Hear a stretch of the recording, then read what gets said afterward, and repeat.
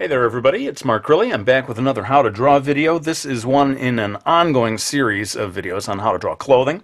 Today we're going to be looking at how to draw hoodies. I've got 3 different characters here. I've drawn everything except the hoodies. So let's not waste any time. Let's just go ahead and get on with it. This will be the first lesson on how to draw a hood that is up over someone's head. Alright, so you can see that I've sort of made a light indication of the head. Indication, people, I'm bringing it back. People, nobody liked to suggest. They're like, bring back the indication. So there it goes by popular demand. Let's go ahead. I've got a little indication here of the guy's head, and I'm going to start sketching in the hood itself. Now, of course, there's lots of different kinds of hoods, and so some people might say, well, that wasn't the kind that I wanted to learn, but that's tough luck. I guess I can't do them all. Can I? So let's go ahead and keep going here. I'm making a line that curves up, and notice how the neck, it doesn't follow exactly along the neck. There's a little bit of gap there as it comes up and follows along the back of the head. And what I noticed, and I sort of looked at a photograph. Ooh, nice squeaky chair there. Looked at a photograph to get some sense of what a real hood looks like on someone's head, and I was surprised to find that there was quite a sort of a big gap at the top of sort of excess cloth that was forming at the top here. And so that's something you can put in there if you want. I think it actually kind of makes a cool shape, makes a cool contour. So this line is coming straight down. It comes pretty near to the to that initial indication of the head, and as it comes across here, we reach a point where we have the opening. Now, what I wanted to do was show at least one version in which the hood is very nearly covering up the whole head. Or just, open a little bit around the face. So in my case, I had already drawn the face, and I'm beginning to draw the opening at the front of the hood. It is kind of a triangular shape, with the one flat edge of the triangle being up here, and then we got 2 edges coming down here towards the base of the chin. So you know what it actually looks a little bit like to me is that Superman, the Superman S on the front of his chest, that kind of shape. What is that shape? I don't know, the Superman S shape. But it's got a little bit of that quality to it, at least in this version. And that is going to be the open space here. Now, I found that it's helpful if you want to add a second line here that's kind of like a seam. I do this a lot, actually, when I'm drawing clothing or all kinds of things, where you want to sort of reveal the structure of something. You get a secondary line in there, and it sort of helps define the surface a little more than if you just left it blank. As for the folds, with clothing, it's always all about the folds and the wrinkles and where do they go. I'm finding in this pose that there's going to be a couple of lines coming down here towards that base of the chin. So I'm going ahead and doing that, maybe a second one down here. Maybe a line across near the collarbone kind of area that might define that a little bit. Hey, define. Define, that's a new one. They're like, no, go back to indicate, man. So this line is going to come down here to follow the back of the head and sort of define that just a little more. I don't know. I'm getting into define. Maybe define is a keeper. Let me know.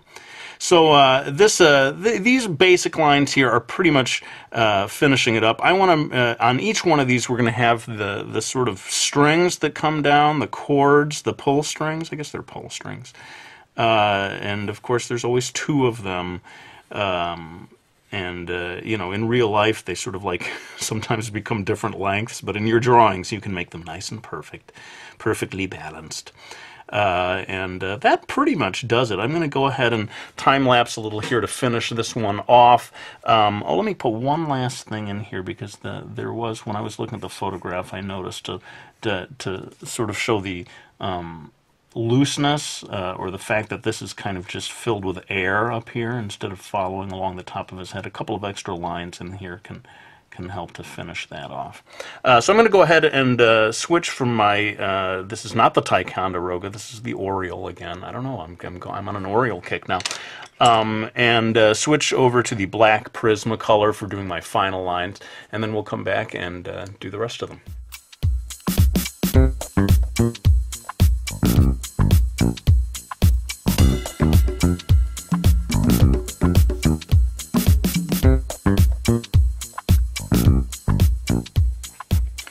right, so there's the first hood, and this, you know, you can see I've given this guy kind of an intense gaze.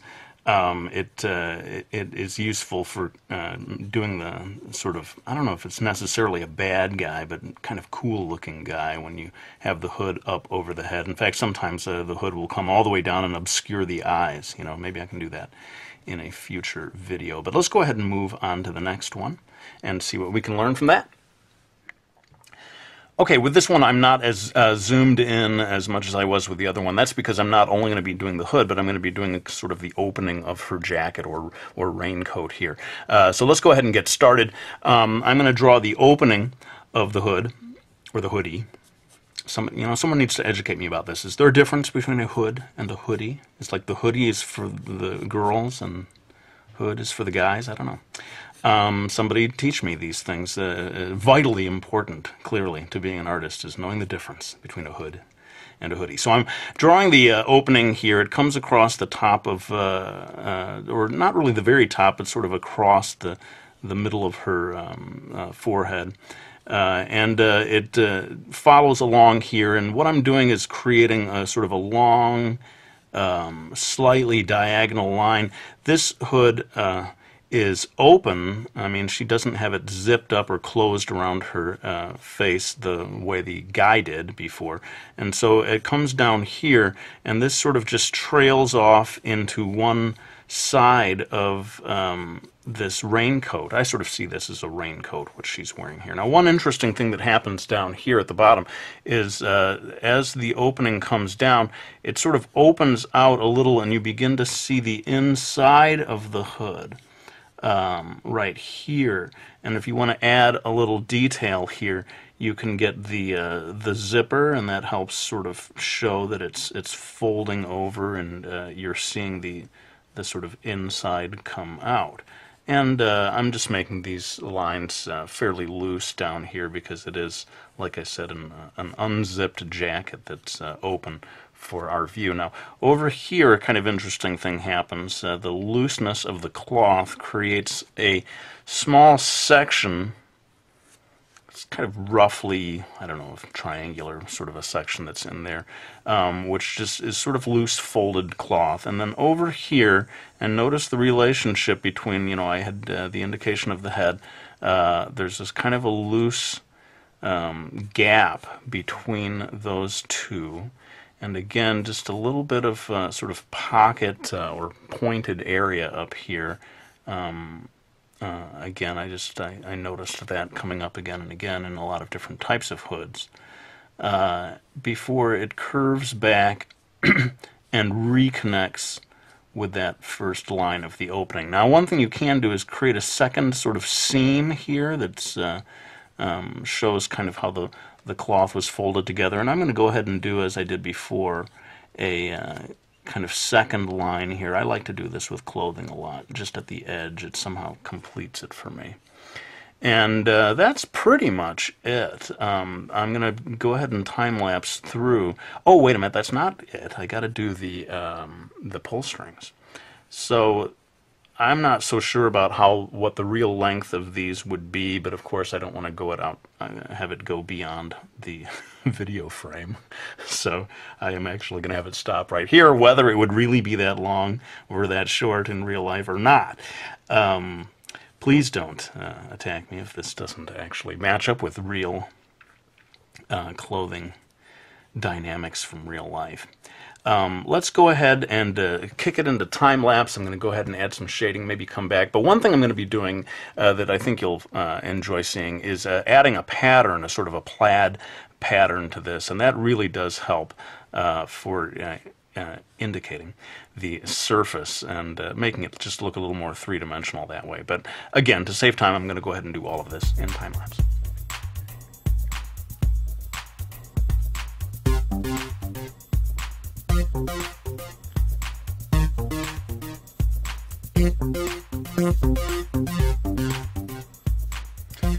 Okay, so you can see how adding a little bit of a plaid pattern there helps to somehow sort of solidify it, or I don't know, it just makes it more attractive, I think. So we've pretty much got everything done on this one. Let's move on to the last one, which really should be the easiest of them all because it is a hood that has been pulled all the way down around the neck. So let's jump to it. All right, so I'm going to begin by making the sort of lower edge of the hood as it lays flat on her shoulders. Pretty much a horizontal line here, but you got to be careful to have the midpoint of these two lines come a little over to the right here because she's facing away from us. And let's go ahead and do a sort of an outline here, starting over here. I'm going to give it just a little bit of an indentation. It comes up and then curves around until it reaches to the back of her neck, which I'm going to go ahead and indicate right here. I can't say casually anymore. It's always like indicate. You're not doing it naturally anymore, man. In the old days, it came from the heart. What happened? Anyway, so I'm going to go ahead and do a couple of lines here on either side of the neck, and this is kind of the the inside of the hood sort of folds in on itself, so you end up with a few lines that are coming around, creating sort of overlapping sections as it sort of flops down onto her shoulders. It can be quite complicated, these lines sort of intersecting with each other, but generally all following along in sort of like a rope coiling in on itself. Each line comes right outside of the last line and so forth until you've created a shape more or less like this. Of course, it's going to be different every time you see one of these. It's going to sort of fall in a different way and create different lines. But if you've got this basic shape, I think you'll be getting the effect that you want. I'm going to go ahead and put a couple of these little, what did I say they were called? Strings? Oh, I've totally forgotten. Those strings you pull on for the hoodies. What is it with me? And I never know the words for anything, but I can draw them most of the time. Anyway, let's go ahead and kick this into time-lapse, as I often do, to add shading and just kind of finish it off.